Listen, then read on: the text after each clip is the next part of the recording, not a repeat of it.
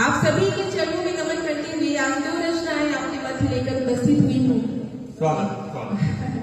पहली एक ओज पर रचना है और दूसरी जो मेरा मूल भाव है, संवेदना की कवित्री हूँ, करुण रचना। स्वागत। हर सदी, हर दशक, हर युग में पायलों ने, चूड़ियों ने बराबर की राष्ट्रभक्ति निभाई है। उसी बात को कहने के लिए एक रचना आपके मध्य पढ़ रही हूँ मैं कहानी, पढ़ रही हूँ मैं कहानी, मातृशक्ति यहाँ पर उपस्थित है।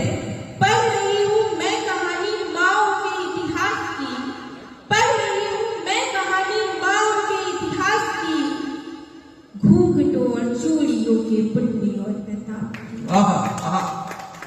पढ़ रही हूँ मैं कहानी, कह रही हूँ मैं कहानी, लिख रही हूँ मैं कहानी माओ के इतिहास की, घूंघटों और चूड़ियों के पुण्य और प्रताप की, घूंघटों और चूड़ियों के पुण्य और प्रताप की।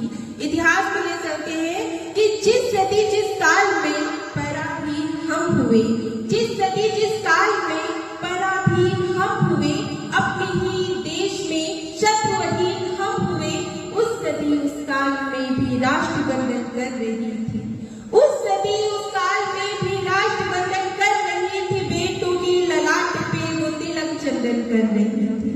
उस सदी उस काल में भी राष्ट्रवंदन कर रही थी, बेटों की ललाट पे वो तिलक चंदन कर रही थी। गूंथ आटा गा रही थी माँ बहन और बेटियां, गूंथ आटा गा रही थी माँ बहन और बेटियां, भारत को आजादी देगी स्वाभिमानी रोटियां। क्या बात है? भारत को आजादी देगी स्वाभिमानी रोटियां, भारत को आजादी देगी स्वाभिमानी रोटियां। पढ़ कहानी रो रही हूँ, कह कहानी रो रही हूँ, पढ़ कहानी रो रही हूँ, कह कहानी रो रही हूँ, सुन कहानी रो रही हूँ, माओ के उपवास की, घूंघटों और चूड़ियों के पुण्य और प्रताप। बहुत सुंदर।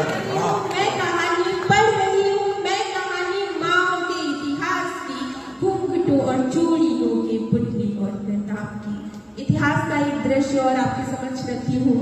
जब दर्पण में रूप देखकर एक विदेशी आक्रांता लालायित होता है और माँ ने जौहर किया था, उस जौहर को लिखने का मैंने प्रयास किया कि दर्पण में देख रूप बाप